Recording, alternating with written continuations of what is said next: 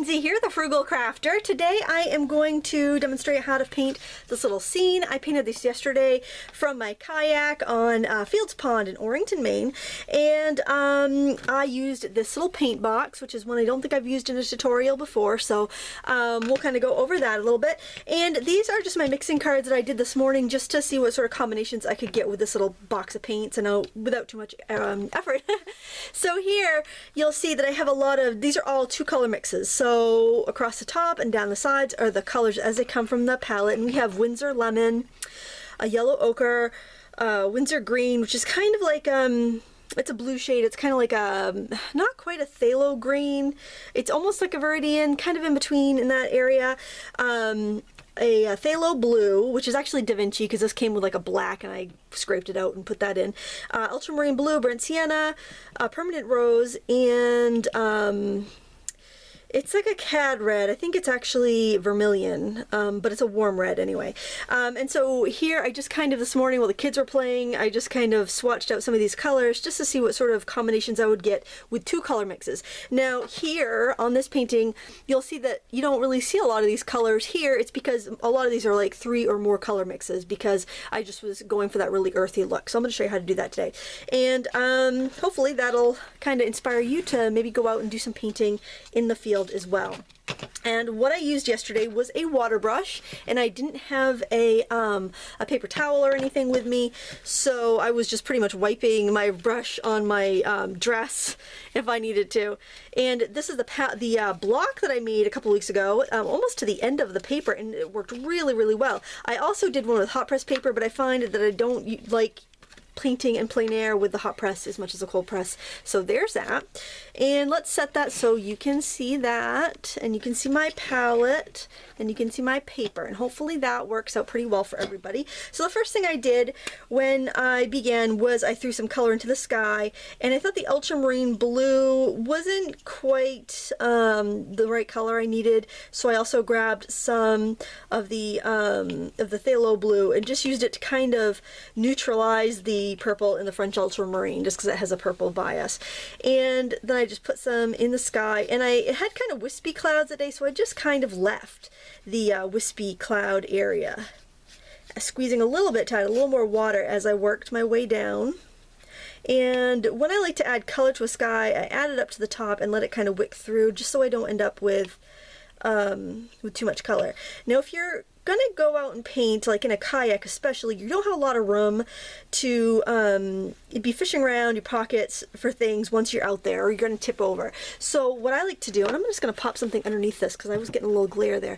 So what I like to do is like have a tiny little box like this, thing of postcards, and if I can fit it in a front pocket in like a vest, a fishing vest or something, that's what I'll do. So I don't have to try to reach into a back pocket or reach behind me in the kayak storage area to get that while I am on the water. Now I'm going to take some of that color, add a little bit of the green, the Windsor Green.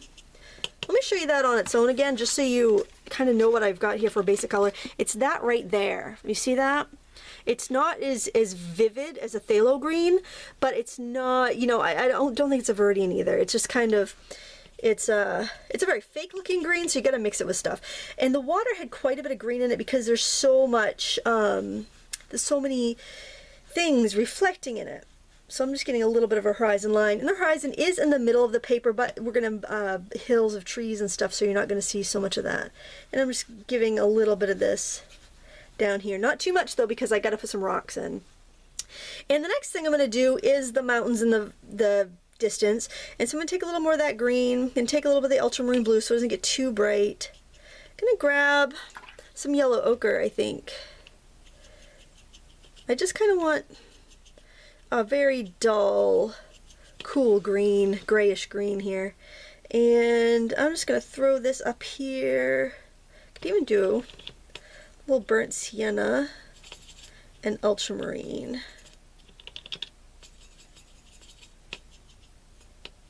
And so you see, I'm using so many complex mixes here.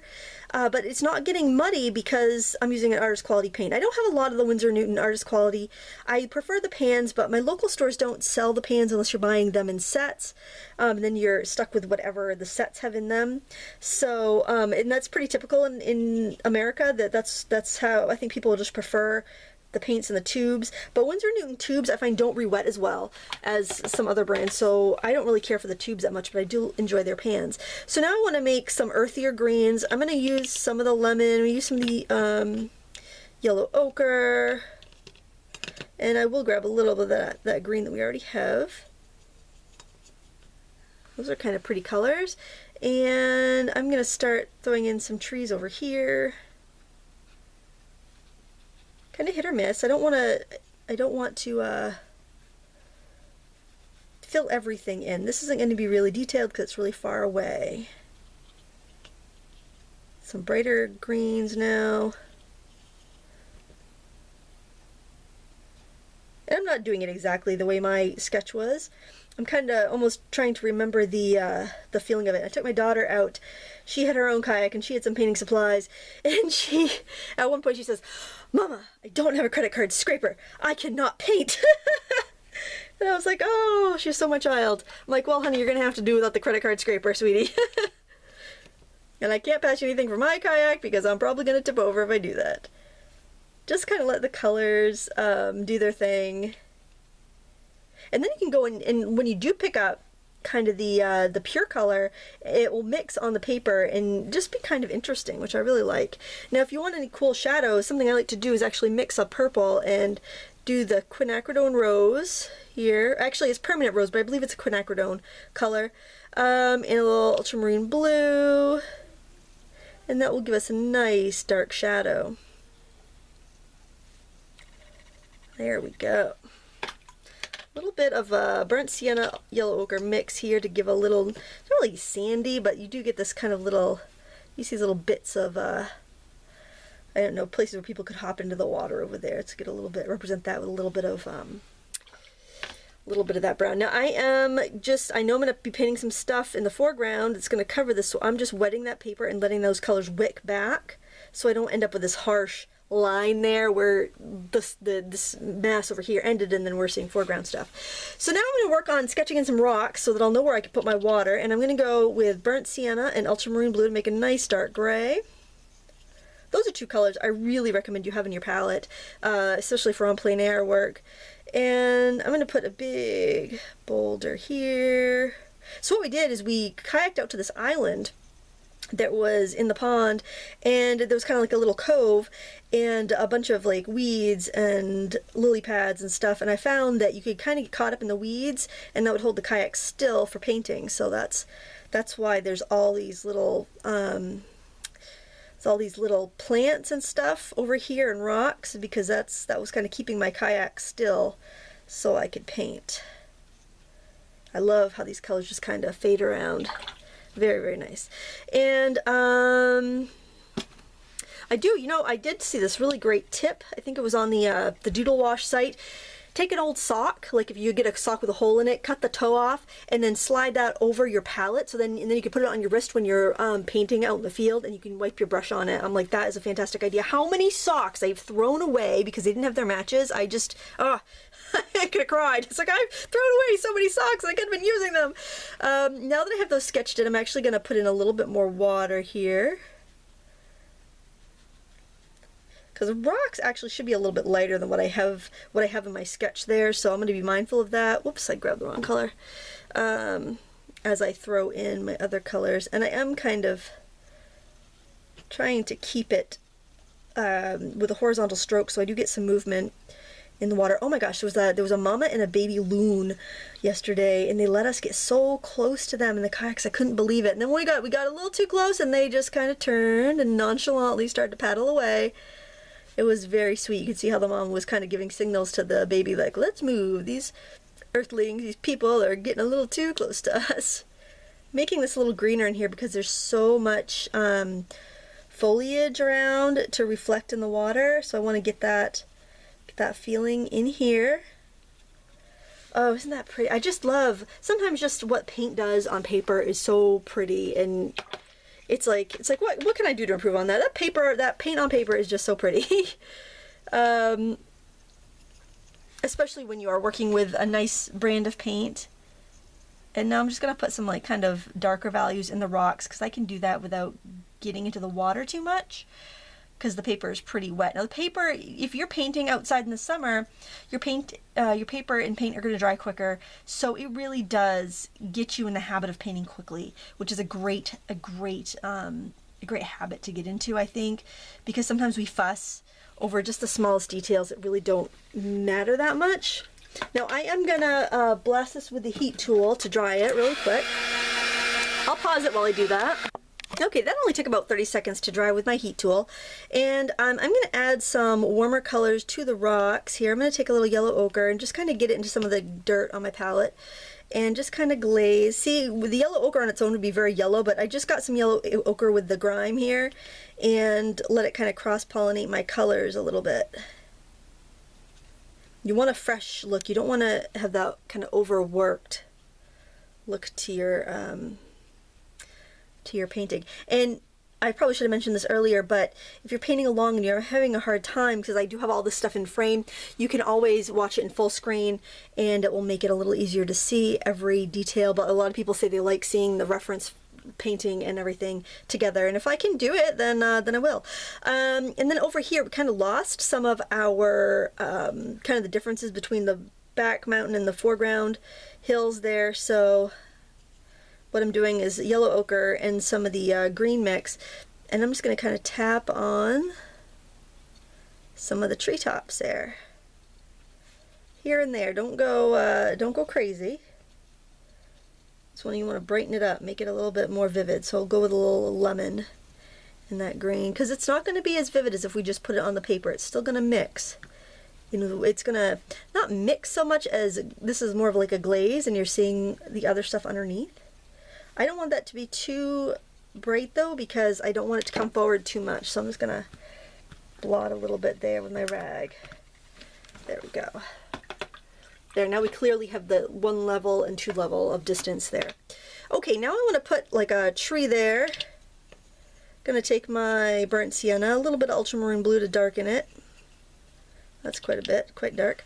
And I am just gonna start behind the rock. I have that one in front of the rock, but I think I'm gonna make one behind the rock this time. See, when you're doing your picture, you can change your landscape to meet your needs. I just think this might look a little bit interesting. Then I could put something in front of the rock after. There, I like that, because then that rock is a little bit more prominent, and I think that looks good like that. Because then I can always throw something in front of the rock. And now I am going to grab some lemon and some yellow ochre. So this is going to be nice and light. I'm going to tap in some foliage, doing some hard strokes and some soft strokes so that I get different size leaves. And then I'm going to grab the green and tap in right while it's still wet next to it and let it kind of flow. Let the colors do their thing.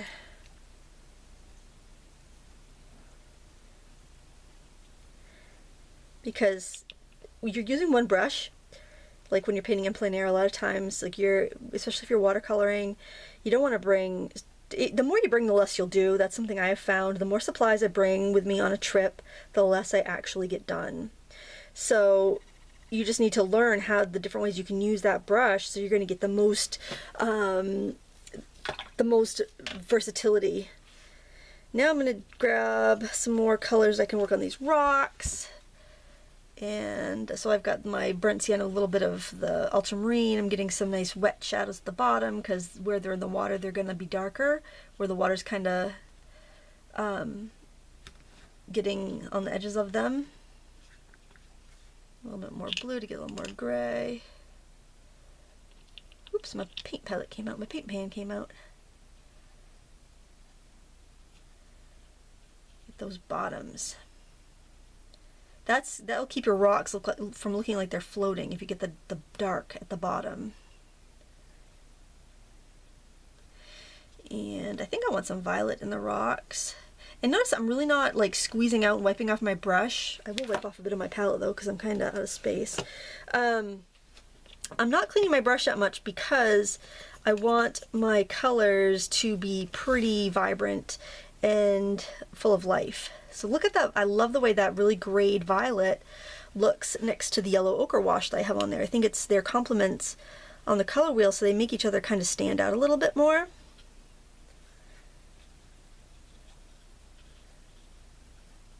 It just gives a little bit more life to the scene. Now I want to do some kind of like lily pads and seaweed and all that jazz. So again, doing the green. So yeah, I mean, you don't have to have a lot of colors here, right? I hope you're seeing that. You don't need a lot of colors to get a lot of versatility when you're painting. I'm going to flick up some little like plants here. I'll go with a little darker of a green. I think my brush is too wet. I'm getting way too thick of a line. Just kind of flick it up from the bottom there. Get some of those reeds in there. Those look really too bright, so I'm going to go with the yellow ochre to dull the intensity down a little bit. And that's a great way, if you've kind of got a fuzzy top of your rock, you can throw some little reeds kind of coming in from right behind it. And that will help get the kind of the back area cleared out. Help it like kind of so you can see the tops of things. Do some lily pads in here. Please excuse any noises you hear. It is summer vacation, so there's kids wandering around. Yeah, throwing these little lily pads here. Throwing a couple of reeds. Now for scale, I'm going to put some close-up reeds just to have something to show. Like this is what's right next to me, right? These I don't know what they are. They're these purple flowers that grow in the ponds around here, and they're really pretty. They kind of look like lavender. So we'll mix up some of that and make some of those. And we're almost done. This is a really, really quick project. And when you're painting, you know, out in the world, especially if you have your kids with you, you can't spend that as much time as you like a lot of times on working on something because well, the light, even if you don't have kids with you, the light is changing. Everything's changing constantly. You might have curious onlookers that are making you nervous. You know, it's just, or people might be waiting for a turn to get wherever you're sitting to paint. And, you know, it's not studio conditions. So it forces you to really, speed up and only capture what's really important. So it really helps you edit a picture really well. And that will come back and help you in the studio when you're trying to decide what to keep and what to get rid of in a painting. Just gonna dry this real quick. Oh, be careful if you use a heat gun to dry your homemade watercolor blocks if you use hot glue, because it will heat up the glue on the side. As mine just did, but not a big deal because we're almost done. I'm going to flick up a few more little reeds over here. I need some yellow ochre in there because that looks really too fake of a green, so I'm just going to throw a few reeds in there. Gonna make that a little bit darker. Those little leaves on there. And dab on a few more purple flowers, and we'll call this just about done. I don't want to cover up too much of that rock. I did end up covering up some of it. Maybe grab a little bit more watery color and just add some little shadows around the lily pads here and under the rocks just for a little definition. But there you have it. That is how I painted my Fields Pond scene that I shared on Instagram and my blog. If you want to see any of the other plein air paintings that I have done in the field, just let me know in the comments below. Let me know what you think. If you have any questions, go ahead and add them in, and I'll see what I can do. See if I can help you. I want to thank you so much for watching today. Please give me a thumbs up and subscribe. Until next time, happy crafting.